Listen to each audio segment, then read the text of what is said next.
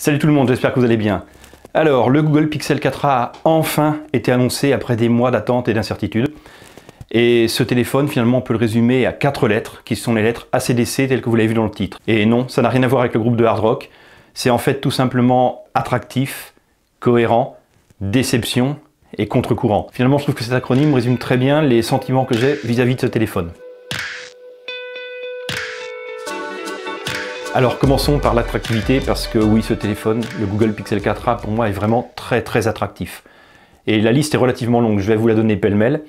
Déjà, on peut commencer par les dimensions et le poids, parce que c'est un téléphone qui est à la fois très compact, léger, 143 grammes seulement.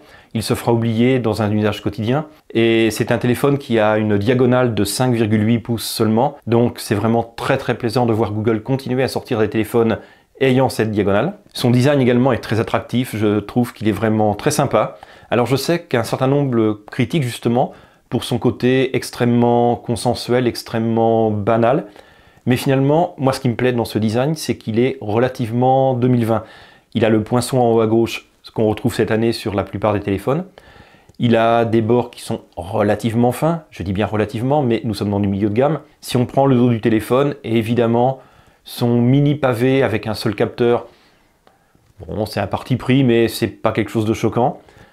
Et bon, je sais que là aussi, c'est pas mal critiqué. Il va y avoir le capteur d'empreinte qui est sur le dos du téléphone. Ce qu'on lui demande à ce capteur d'empreinte, c'est finalement de très bien marcher. Donc pour moi, c'est pas un élément pénalisant. Nous allons retrouver une prise jack. Là aussi, c'est quelque chose qui est très apprécié dans le milieu de gamme. Donc Google continue à fournir cette prise sur ses téléphones et c'est une très bonne chose qui sera appréciée par pas mal d'utilisateurs. Je vous parlais de la diagonale. On ne peut pas ne pas parler de l'écran OLED qui est un très bel écran. Pour le milieu de gamme, c'est vraiment un écran qualitatif. Et là aussi, Google a fait un choix, un parti pris de mettre un bel écran. Peut-être que le capteur d'empreinte sur le dos, justement, permet de compenser économiquement. Et je trouve que ce choix est justement le bon, parce que ça concourt à l'attractivité du téléphone d'avoir une très belle dalle. Et ça serait quand même dommage de faire de très belles photos et d'avoir un écran de qualité moyenne pour les regarder. Donc là aussi, Google a fait du très bon travail. Enfin, 128 Go de stockage au niveau de ce Pixel 4a.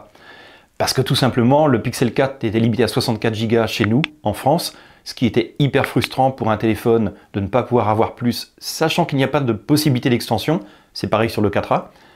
Donc Google, cette fois-ci, nous met enfin une capacité quand même correcte et cohérente pour les téléphones actuels. Alors évidemment, on ne peut pas omettre sur les Pixels la présence d'Android Stock, tout simplement, avec ses mises à jour garanties de 3 ans par Google. Comme je vous le disais, une qualité de photo parmi ce qui se fait vraiment de mieux en termes de smartphone.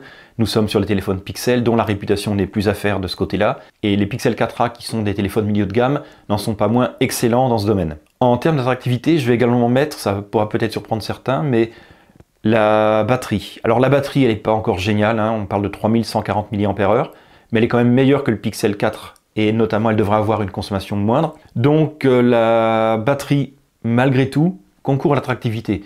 C'est sur le papier quelque chose qui est quand même plus positif. Ajoutons à cela des haut-parleurs stéréo qui ne seront peut-être pas les meilleurs du marché, mais ils ont au moins l'avantage d'être présents. Un processeur, le Snapdragon 730G, alors qu'il y a un processeur milieu de gamme qui date de début 2019, qui commence quand même à être daté.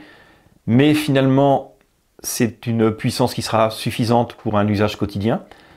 Alors, je le mets dans l'attractivité, vous verrez qu'il va ressortir aussi sur d'autres éléments un peu moins positifs. Et évidemment, peut-être est-ce pour beaucoup d'entre vous un des éléments principaux de cette attractivité, ça va être son tarif. 349 € en version 128 Go de stockage. Ce qui est un prix très intéressant pour un téléphone de cette qualité. Il est cohérent parce qu'il fait des concessions, c'est une évidence, tous les téléphones en font, et les Pixels en font peut-être plus que certains téléphones. Mais justement, il fait des concessions pour rendre un téléphone qui soit harmonieux, un téléphone qui est très homogène. C'est un téléphone qui ne plaira pas à tout le monde, c'est une évidence, mais c'est un téléphone qui conviendra au plus grand nombre là aussi. Google n'est pas allé dans la surenchère sur certains éléments, et là nous le verrons lorsque Android 11 sera disponible sur ce téléphone notamment, parce que Android 11 apportera quand même certaines améliorations, notamment au niveau de la gestion de la consommation électrique, et c'est peut-être ce qu'on demande finalement uniquement à ce téléphone, c'est pas d'avoir une autonomie monstrueuse, mais c'est de tenir une journée complète sans problème. Et a priori, le téléphone devrait le faire.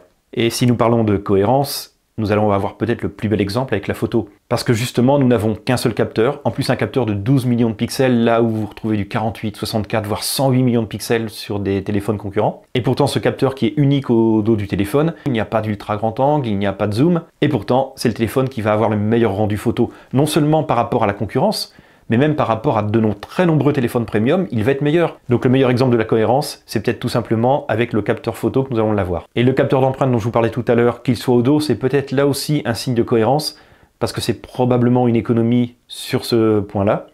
Mais justement, on a une dalle de très bonne qualité. Une dalle qui justement n'est qu'en 60 Hz. Mais là aussi, 60 Hz, c'est la norme pour les téléphones de cette gamme. Et je pense que le Pixel 4a, c'est peut-être un très bel exemple d'homogénéité et de cohérence sur la construction d'un téléphone. Alors, déception.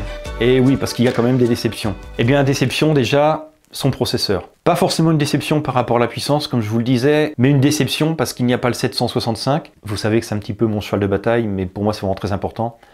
Le 765 a une particularité, c'est qu'il a la compatibilité 5G. Et le Pixel 4a, comme nous l'avons vu, c'est un téléphone qui est quand même fait pour durer. C'est un téléphone qui va avoir 3 ans de mise à jour. On n'achète pas un téléphone pour le revendre 6 mois ou 1 an après, du moins dans la plupart des cas. La majorité d'entre nous avons des téléphones que nous gardons quelques années. Et c'est très dommage que justement ce téléphone n'ait pas la capacité à ensuite changer de réseau dans 18 mois par exemple. Si un utilisateur souhaite prendre un abonnement 5G, ben, ce sera tout simplement impossible. Donc pour moi, c'est vraiment une déception. Ça, je l'avais dit depuis le début. Il n'y a pas de surprise, on savait qu'il y aurait le 730G, mais c'est dommage, parce que justement, la pérennité du téléphone est un peu entachée par ce point. Dans les petites déceptions, on pourra mettre la batterie. Alors je sais que j'ai dit le contraire auparavant, mais la batterie va se retrouver également ici, parce que malheureusement, on aurait souhaité avoir un petit peu plus. Ça aurait permis d'avoir un peu plus de souplesse au niveau de la capacité à tenir une journée complète en l'utilisant de façon intensive.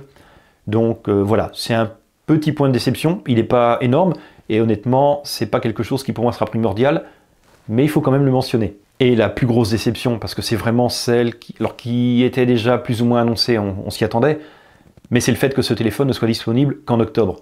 C'est un téléphone qui va sortir à un tarif de 349 €, qui est intéressant, mais qui va avoir une concurrence qui va avoir eu le temps de largement baisser, donc qui sera en dessous de son tarif au moment où il sera disponible. Donc pour moi, la date de sortie d'octobre est vraiment pénalisante. Et là où il y avait énormément de points intéressants, ça va peut-être les gommer justement par le fait d'avoir des concurrents qui vont être plus intéressants financièrement à ce moment-là. Et alors le plus bel exemple d'un contre-courant, ça va être la disponibilité du Google Pixel 4a en octobre 2020. Il va être mis en vente au moment où on annonce une version améliorée qui a la 5G et le successeur qui en plus est sur le modèle théoriquement plus haut de gamme. Et ce téléphone va se positionner en fait, on ne sait pas trop comment. Parce que si vous êtes acheteur d'un téléphone à ce moment-là, avoir la version 5G qui coûtera 150 € de plus parce qu'elle sera à 499 €, on a déjà l'information. Alors ça fait quand même très cher pour une différence juste de capacité réseau. Mais malheureusement, il va se retrouver face à des concurrents qui vont avoir des atouts certains, notamment qui vont avoir cette capacité 5G et qui vont avoir des prix qui auront fortement baissé au moment de sa disponibilité. Et j'ai envie de dire que son concurrent aujourd'hui, peut-être le plus sérieux, c'est probablement le OnePlus Nord. Alors qu'il ne joue pas la même catégorie, qui va être beaucoup moins bon en termes de photos. Encore une fois, j'ai envie de dire que ce sont des choix qui sont assez radicalement différents entre les deux marques. Mais la plupart des utilisateurs vont peut-être finalement faire justement le choix d'un téléphone qui aura une meilleure durée de vie parce que le OnePlus Nord va avoir une meilleure durée de vie. Rien que cette capacité de réseau 5G fait qu'on pourra l'acheter en toute tranquillité en se disant « dans 2 ans, je pourrais faire la transformation de l'abonnement si je le souhaite ». Donc, ce téléphone est fortement à contre-courant par rapport à la concurrence et j'ai un peu de mal à comprendre le positionnement de Google alors que justement, ils l'ont amélioré sur le design. Il est sur un segment en termes de taille, de poids qui est hyper intéressant, qui est unique au niveau des téléphones Android. Et quelque part, je trouve qu'il se tire une balle dans le pied sur pas mal d'autres points. Alors, en conclusion, ce que je peux dire, c'est que ce téléphone, je l'attendais impatiemment. Ça fait quasiment 6 mois que j'avais hâte de le voir annoncé. Le téléphone est enfin là. Alors, il me plaît sur de très nombreux points. Pour moi, il a vraiment un nombre d'atouts très important et je pense que Google est en capacité de faire des téléphones milieu de gamme qui sont vraiment hyper bien placés, qui peuvent être probablement parmi ce qui se fait de mieux. mais c'est la partie marketing souvent qui pêche, parce que finalement, Google ne sait pas vendre ses téléphones, il les positionne mal, il les sort à contre-courant. Je n'arrive pas à comprendre justement comment Google peut faire un téléphone aussi qualitatif et est incapable de faire le petit plus qui va le rendre attractif. J'ai le sentiment que c'est un téléphone qui arrive trop tard sur le marché, que ce soit sur la période de lancement, sur le positionnement face à la concurrence, enfin tout un ensemble de choses. Donc c'est un téléphone qui me rend très perplexe parce que c'est un téléphone que j'ai envie d'avoir. Et j'ai envie d'avoir un téléphone qui ne me prenne pas une poche complète en dépassant, qui soit très léger si je l'emmène courir avec moi. Mais pour moi, le Pixel 4a, finalement, c'était peut-être le téléphone quasi idéal. Un téléphone très accessible, un téléphone qui fasse de superbes photos, qui soit compact, qui soit léger. Malheureusement, l'absence de compatibilité 5G, pour moi, c'est vraiment un point pénalisant. Après, je ne passerai peut-être pas la 5G avant 2 ans, j'en sais rien. Mais peu importe, aujourd'hui, si je change de téléphone, je veux que ce soit un téléphone qui soit en mesure de faire cette transition, parce que tout simplement, je n'ai pas envie de changer de téléphone exprès pour ça. Comme je vous le disais, moi je pense qu'aujourd'hui, c'est le OnePlus Nord vers lequel je m'orienterais si je devais acheter un téléphone de remplacement. Nous en saurons plus lorsqu'il sera réellement disponible, lorsqu'il sera passé Android 11.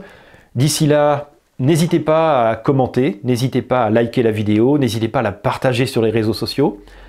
Quant à moi, je vous dis à très bientôt dans une prochaine vidéo. Salut tout le monde!